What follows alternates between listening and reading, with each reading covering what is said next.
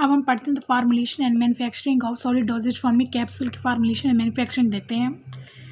लेकिन जहाँ पे हमें दिखाया गया है कि इसकी फार्मुलेशन नहीं बताई गई बल्कि इसकी मैन्युफैक्चरिंग बताई गई है, तो हमें इस बुक को फॉलो करना है।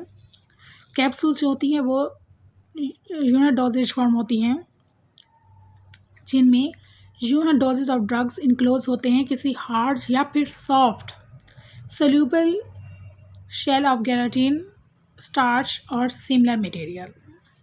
यहाँ पर उन्होंने कहा कि जो शेल है जिसमें कैप्सूल होता है वो या तो गेलाटिन का बना होगा या स्टार्च का या फिर दूसरे मटेरियल का, और वो शेल हार्ड भी हो सकता है, सॉफ्ट भी हो सकता है, लेकिन वो सोल्यूबल होगा।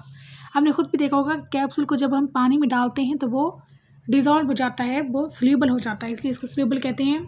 और जो कैप्सूल होते हैं are intended to be swallow whole orally, इनको ओरली लिया जाता है।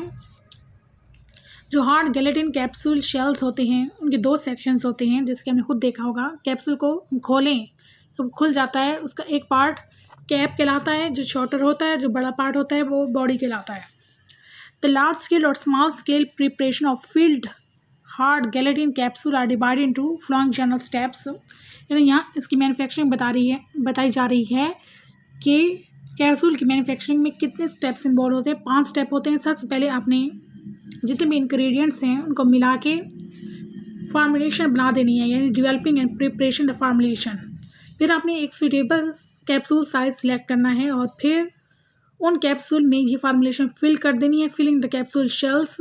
फिर कैप्सूल का जो है उसको आपने सील करना है, और ये स्टेप एक ऑप्शनल स्टेप है। फिर आपने उस कैप्सूल को क्लीन करना है और फिल्ड कैप्सूल्स को पॉलिश कर देना है।